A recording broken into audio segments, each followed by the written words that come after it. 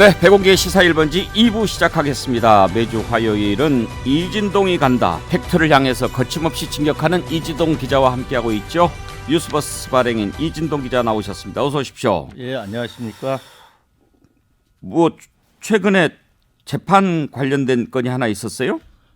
아, 네, 2016년에 국정농단 사건이 있었지 않습니까? 그 당시에 이제 그 국정농단 보도가 진행되고 특검 수사가 이어지고 그리고 박근혜 전 대통령이 탄핵될 무렵에 탄핵되기 직전에 덕수궁 앞에서 그 소위 말하는 태극기 시위라 그래서 보수 쪽에서 탄핵 반대를 외치는 그 목소리들 굉장히 컸지 않습니까? 한 100만 명 정도 모이기도 하고 그랬는데 그 당시에 나왔던 게 이제 탄핵 기획설이 있습니다. 탄핵 기획설. 그러니까 국정농단 사건 보도 자체가 허위이고 왜곡됐고 기획 조작됐고 그래서 이게 탄핵으로 이어졌다.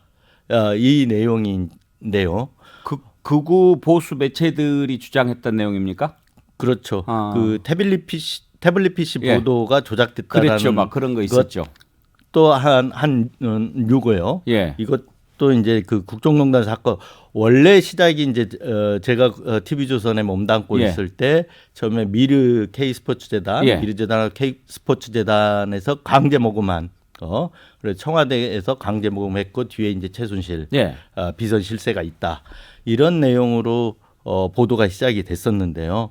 그 자체가 처음부터 기획이었다.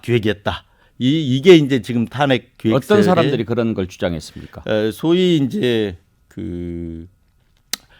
이제 이 내용을 주장한 사람들은 그 당시에 이 내용들이 탄핵 음모설들이 상당히 보편적으로 이렇게 전파가 됐었어요. 처음에 나왔던 내용은 뭐였냐면 그 고영태가 이런 얘기를 했어요.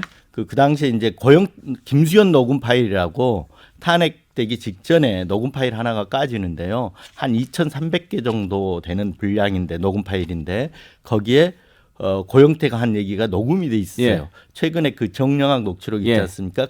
그런 어떤 녹음 파일처럼 그 녹음 파일 내용에 빵 터져가지고 이게 빵 터진 다음에 이게 우리 것 되는 거 아니야? 뭐 이런 내용이었어요. 그래서 그 K스포츠 재단을 두고 한 얘기인데 그 녹음 파일이 까진 뒤에 소위 말하면 그 최순실 씨 옆에 있던 고영태가 그 이제 그 K스포츠 재단을 최순실 둘둘 말아가지고 이게 소위 말하면 이제 감옥이라든가 이렇게 이제 사법 처리되게 한 다음에 자기가 K스포츠 재단을 먹겠다 이런 취지로 이렇게 보이면서 탄핵 기획설이 굉장히 광범위하게 유포가 됐는데 그리고 나서 그 뒤에 이제 2018년도에 제가 국정농단 사건 취재 과정을 다룬 책을 하는 걸 펴냅니다.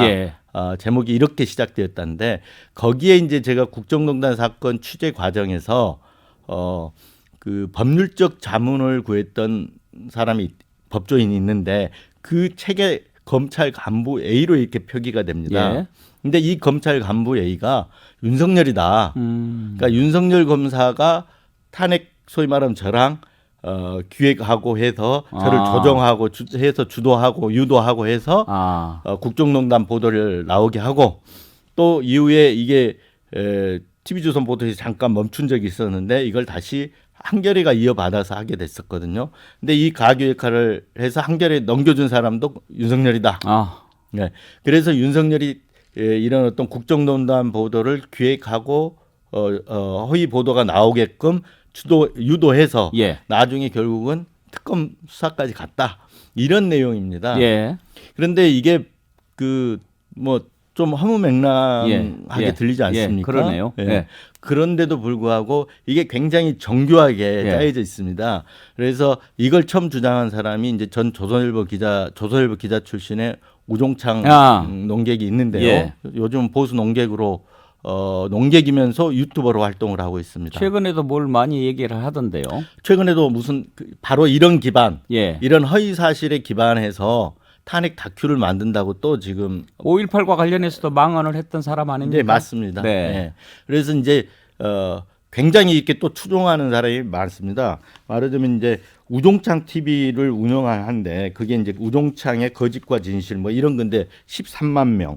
또 여기 이제 이런 그 우종창 씨 논리에 동조했던 사람이 뭐 고성국 씨도 있고 시사평론가 고성국 씨나 뭐 정규재 씨 다 있는데 이분들 TV도 굉장히 그 뭐 수십만씩 50만 60만씩 구독자가 되는데 여기에 나가서 바로 아까 그런 말했던 논리들을 전파를 하는 겁니다.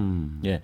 그런데 그 굉장히 허무맹랑한 것 같지만 이게 책을 보면 이게 주변부 사실은 굉장히 팩트에 맞는 팩트들이 있습니다. 주변부 사실은.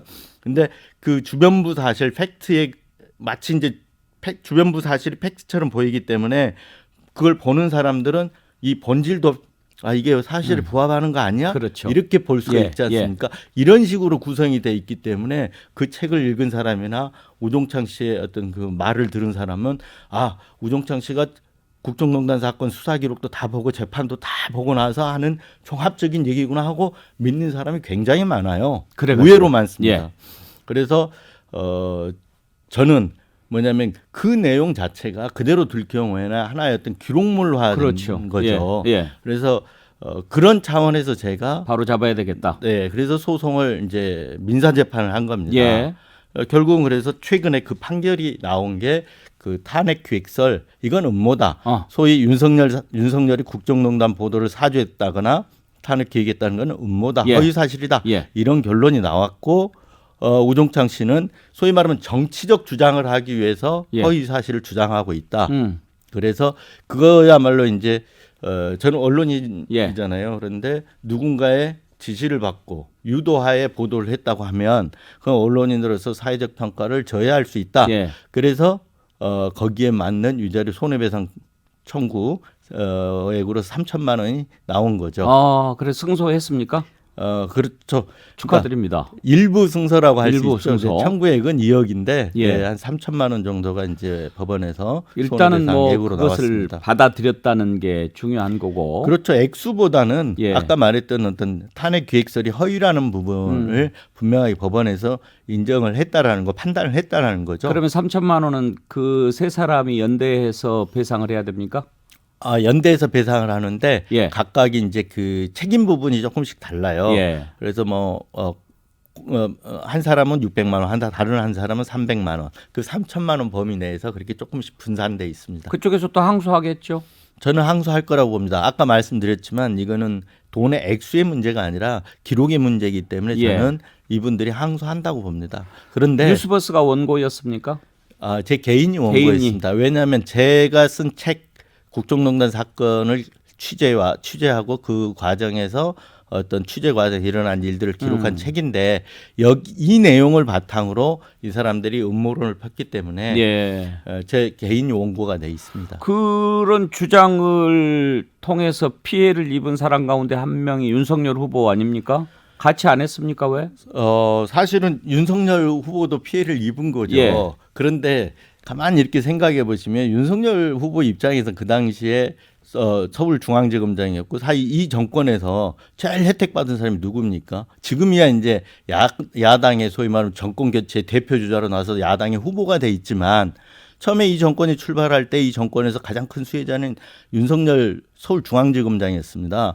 특검 수사팀장을 한 다음에 바로 중앙지검장에 발탁이 되지 않습니까? 그리고 이어서 검찰총장까지 갔고요. 그런데 이분의 우종창 씨 논리 중에 하나가 그래서 제 책을 근거로 윤석열 후보가 중앙지검장 시절이었을 때 당신 여기 맞냐? 이 사실에서 대답해 달라라고 팩스를 보냈는데 답변이 없었다는 겁니다. 그러니까 이 우종창 씨는 그것도 하나예요. 답변을 그러니까 사실이니까 답변을 안 한 거 아니냐 이 논리도 들어가 있습니다. 그런데 이렇게 보면 윤석열 후보 입장에서는 그 당시에 보면 굳이 그거 사실이 아닌데 답변할 이유가 없지 않습니까? 더더군다나 뭐 사실 아니더라도 이게 이 정권에서는 크게 문제될 것도 아니고 그래서 그대로 뒀다가 나중에 윤석열 후보가 검찰총장 마지막 그러니까 재임 끝날 무렵에 서면 증언을 한번 한 적이 있습니다. 그 서면 증언 내용은 이제 뭐냐면 이 우종창 씨가 법원에 이제 윤석열 후보를 갖다가 그러니까 그 당시에 검찰총장이었네 증인 요청을 하니까 당시 검찰총장 신분이 오래서 증인으로 안 나올 가능성이 높지 않습니까? 그래서 법원에서 서면으로 이제 서면 증인 신청을 서면으로 받아들입니다. 그런데 거기에 보면 이제 첫째 제가 원고로 돼 있으니까 저를 아느냐? 저에게 국정농단 사건 보도를 지시 유도했다 하니 그럼 알아야 되지 않습니까? 그래서 아느냐? 그리고 한겨레하고 또 뭐 같이 한겨레 기자와 지금 이제 지금 현재 열린민주당의 국회의원 신분이 그 김의겸 기자, 그 당시에는 한겨레 기자였는데요. 이 사람을 아느냐? 왜냐하면 세 명이 짜고 했다 그러니까 이 내용으로 주로 이제 서면 증언이 이루어졌는데 윤 후보는 이제 이렇게 얘기를 했죠. 기자라는 사실은 알고 있으나 친분은 없다. 이렇게 이제 서면 증언을 했었습니다. 그런데 이제 이렇게까지 증언을 했는데도 우종창 씨는 이것도 거짓말이다 이렇게 얘기를 하는 거니까 원고인 제가 주장하는 거 서면 증언 나온 거 이 모든 것들이 다 거짓말이다라고 하고 계속해서 이제 우겨서 소송을 진행을 해 왔던 거죠. 그런데 문제는 이제 오류일 수도 있지만 제가 보기에는 이제 법원에서 이번에 딱 그 판결한 걸 보면 오류라기보다는 자신의 정치적 주장, 그러니까 탄핵이 기획됐다. 그러니까 소위 말하면 허위 왜곡 보도로 멀쩡한 박근혜 대통령을 끌어내렸다. 그리고 국정농단 사건 보도가 다 허위다. 이런 논리. 그래서 그 기반 위에 서 있는 탄핵 기획서를 주장하기 위해서 허위 사실을 적시를 하고 있다. 알겠습니다. 이런 겁니다.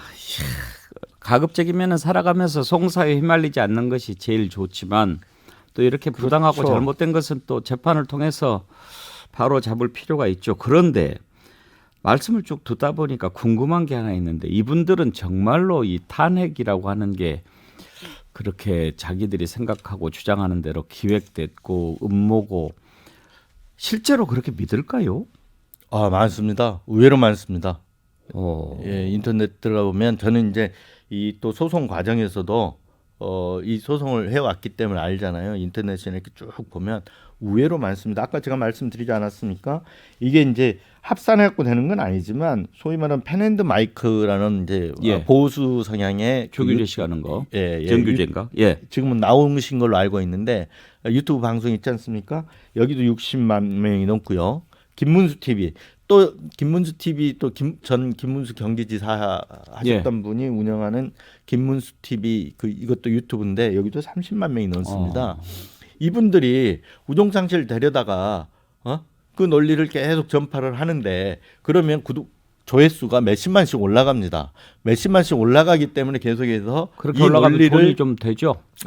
전파하는 사람들을 전파하는 우종창 씨를 갖다가 초대해서 대담하고 하는 걸로 보입니다. 그래서 꽤 많은 거죠. 알겠습니다. 네, 잠깐 전하는 말씀 듣고 다른 이슈로 넘어가도록 하죠. 네, 배공계의 시사 1번지 이진동이 간다. 이진동 뉴스버스 발행인과 함께하고 있습니다. 이진동 기자, 공수처 문제 한번 좀 살펴보죠. 검찰 개혁하고 견제할 거다 이런 기대 속에 출범한 지 1년이 돼 가잖아요. 그런데 보면은 뭐 구속영장 청구할 때마다 기각이 돼요. 지금 3전 3패라 그러죠. 야, 이거 이 정도면은 문 닫아야 된다는 얘기 당연히 나올 만하잖아요. 네, 저는 뭐 충분히 그런 비판 받을 소지가 크다고 봅니다. 왜 그런다고 보십니까? 실력이 부족한 겁니까? 사실 뭐 한마디로 말하면 실력이 부족한 거죠. 뭐 지금 그러니까 원래는 국민들이 상당히 기대치가 높았지 않습니까? 어떤 검찰 개혁의 상징처럼 돼 있고 또 하나는 그래서 공수처가 검사나 판사 소위 말하는 고위공직자 부패 범죄 이런 거에 대해서 공수처가 어떤 역할을 할 것이다.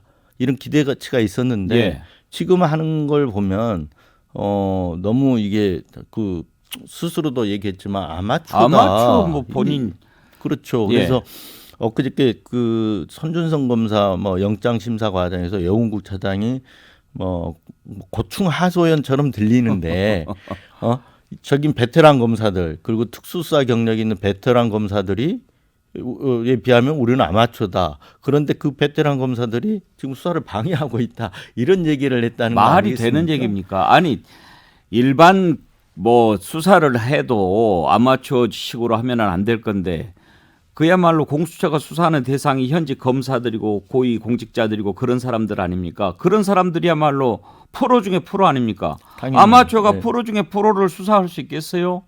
예, 맞습니다. 예. 그 부분이 이제 아까 말씀하셨는데 실력의 문제라고 봐야죠. 예. 어떤 경험의 문제고 실력의 문제고. 그런데 구성 자체가 지금 현재 수사할 수 있는 구성이 아닙니다.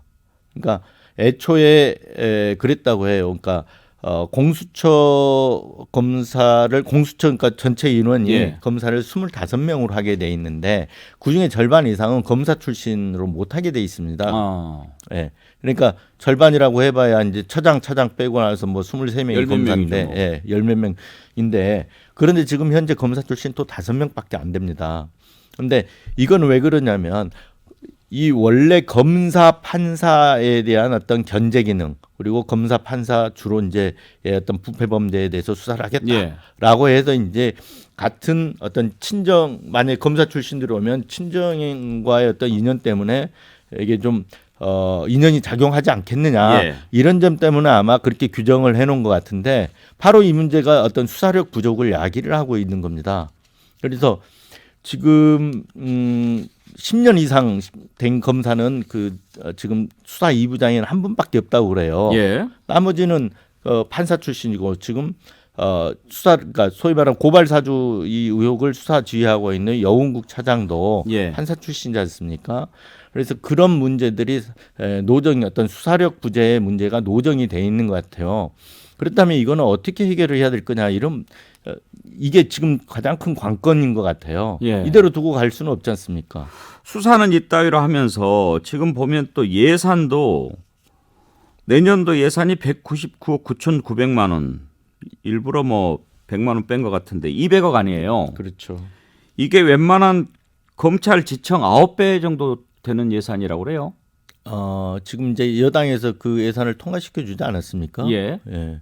이 부분은 저도 상당히 문제가 있다고 봅니다. 그러니까 공수처 자체가 지금 존폐 위기에 있는데 어떤 쇄신도 없는데 이 예산을 이렇게까지 200억씩이나 지원해 줄 수 있느냐. 저는 이게 저의 생각으로 보기보다는 국민들의 눈이라고 봅니다. 국민들 다 그렇게 생각할 거 아니겠습니까? 그래서 저는 이 차제에 일단 공수처장과 차장이 이 문제에 대해서 책임을 져야 된다고 생각을 합니다. 예. 그렇지 않고서 그냥 임기가 보장됐다고 해서 유야무야 지금 넘어간다라는 예. 거는 어떤 뭐 이런 예산을 쏟아붓는데도 설득력이 없는 거고요. 예. 네. 그래서 쇄신안이 빨리 나와야 된다고 생각을 합니다.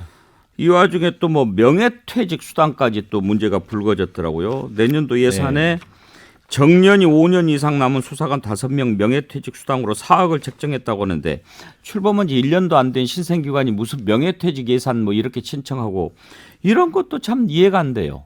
저도 납득이 안 되는데 그 속사정을 좀 알아보고 싶습니다.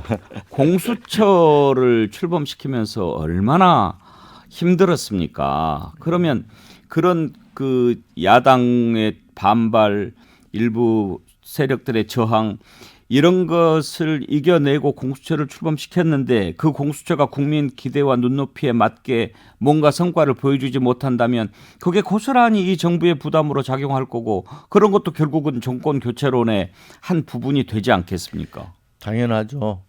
지금 당장 이제 저는 이제 고발 사주라고 예. 얘기를 하는데 저는 그 프레임 자체가 사실 잘못됐다고 봐요. 예. 고발 사주라기보다 이건 사실 정치 공작 행위거든요. 예. 그렇지 않습니까? 선거 직전에 선거에 출마한 후보자를 상대로 이거 고발해달라. 고발해주면 우리가 수사할게 그렇죠. 하고 예. 고발장을 건네줬다는 거죠. 이건 사실 선거 개입 행위고 정치 공작 행위거든요. 그런데 이게 지금 자꾸 고발 사주 프레임으로 이렇게 이름이 명명되다 보니까 국민들이 이게 고발 사주? 그게 그렇게 큰 범죄인가? 이렇게 생각하게끔 명명이 돼 있어요. 지금 이진동 기자 말씀을 들어보면 여권이 처음에 프레임을 잘 못 짠 거네요.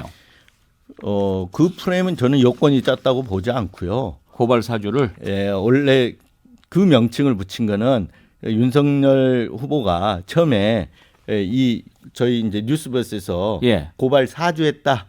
이 팩트가 딱 보도되니까 회사 사주는 들어봤어도 고발 사주라는 건 들어본 적이 없다. 뭐 이렇게 얘기를 하지 않습니까?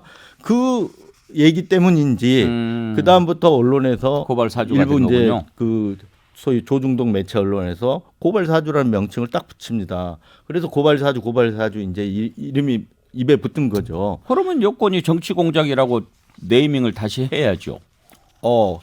그건 여권이 이제 잘못한 거예요. 예. 뒤늦게 제가 알기로는 이제 여권에서도 그런 얘기를 하는데 너무 이게 이 이미 명칭이 광범위하게 퍼져버리다 퍼져버린 보니까 거고. 그럼 좀 난점이 있을 수는 있는데 본질은 바로 그겁니다. 정치 공작행위고 선거 개입행위다. 그런데 지금은 마치 이게 실체가 없는 것처럼 이렇게 돼버가고 있지 않습니까? 유야무야 돼가고 있어요. 영장이 2번 구속영장이 기각되고 하는 바람에 이제 사실 공수처의 수사가 그렇게 되면서 나오는 지금 효과가 이겁니다. 뉴스버스가 맨 처음에 보도한 이후에 그것보다 더 진전된 내용을 공수처 수사를 통해서 들은 바가 없어요. 딱 그겁니다. 그래서 그 뉴스버스 보도에 나왔던 그 손준성 본원의 문자 이외에는 증거 제시된 게 지금 없다고 저도 들었습니다. 적어도 한번 구속영장 청구해서 기각되고 다시 재영장을 치려면 그야말로 빼박 증거를 딱 가지고 해야죠. 공수처가 그렇죠. 정말 어떻게 그럴 수가 있나요? 네, 맞습니다. 그래서 그 판사 앞에서 아까 그 아마추어다라고 고백한 거 그거는 정말 국민들이 진짜 다 뭐라 그럴까요? 허탈해 할 겁니다. 그런데 이진동 기자께서는 공수처 폐지해야 된다 뭐 이런 얘기까지 나오는데 그거는 아니더라도 적어도 공수처장 차장은 책임을 져야 된다. 그렇죠. 지금 한번 어제 이제 안철수 국민의당 후보와 심상정 후보가 얘기한 게 쌍특검 하자는 거 아닙니까? 그러니까 대장동 비리하고 이 소위 말하면 이 고발 사주권 같이 쌍특검을 하자 이런 얘기가 나왔고 그리고 윤석열 후보도 이게 정치적 수사일지는 모르지만 쌍특검 하자, 같이 하자, 동시에 하자 이렇게 하지 않습니까? 그런데 공수처가 뭡니까? 그 공수처의 정치적 중립성을 확보해 가지고 엄정하게 수사할 수 있도록 검사 범죄에 대해서 엄정하게 수사할 수 있도록 만들어 놓은 게 공수처란 말입니다. 그런데 공수처에서 수사를 하고 있는데 또 특검을 하자 이렇게 나오는 거는 공수처 무용론이 제기될 수밖에 없는 거죠. 예. 그렇지만 현실적으로 볼 때 지금 여당이 원래 이게 25년 가까이 걸려서 만들어진 제도거든요. 그런데 현실적으로 여당이 이걸 없앨 수가 없겠죠. 그렇겠죠. 더군다나 이게 문재인 정부에서 얼마나 그 난리를 치면서 예. 검찰 개혁 난리를 치면서 만들어 놓은 겁니까? 저는 현실적으로 없앨 수 없다 그러면 뭐 일단 위에 책임지는 차원에서 처장이나 차장이 면모라도 일신하고 일신해서 새롭게 예. 가야 한다고 생각합니다. 그렇죠. 지금 무슨 영장이 기각된 뒤에 소위 말하면 고발 사주 의혹 수사가 삐걱거리가 거의 좌초돌 위기에 처하니까 판사 사찰 문건에 대해서 또 하겠다 이렇게 나서는데 저는 아예 이걸 쇄신을 하고 해야 된다고 생각을 합니다. 공수처가 잘못하면 누가 수사해요? 이 공수처가 검찰로 넘길 수도 있습니다. 예. 그래서 이 역량이 안 되면 차라리 저는 이 수사를 검찰에 넘기는 게 맞다고 봅니다. 예. 검찰이 근데 손준성 검사 수사할 수 있을까요? 저는 더 잘할 거라고 봅니다. 왜냐하면 이 구조를 소위 말하면 대검의 수사정보정책관실에서 무슨 일을 하는 거다라는 거를 알면 이 사람들이 거짓말을 못할 거 아닙니까? 그런데 요즘에 또 검찰 수사 김건희 씨 관련해서 여당이 계속 검찰이 윤석열 후보 편 들어주고 있고 봐준다 또 이렇게 비난하잖아요. 그 수사판을 그러니까 소위 말하면 특별수사팀을 짜고 하든지 해야죠. 그래서 아니면 저는 처음부터 이 사건에 대해서 주장한 게 그거였거든요. 이 후보가 관련된 후보가 연관된 사건이잖아요. 어찌됐든 간에 그렇다 그러면 정치적 중립성 확보를 위해서는 특검으로 가야 된다. 여기까지 애초부터 하죠. 주장을 했었습니다. 네, 이진동이 간다. 이진동 뉴스버스 발행인과 함께했습니다. 내일 오전 11시에 백운계 시사 1번지 다시 문을 열겠습니다. 감사합니다.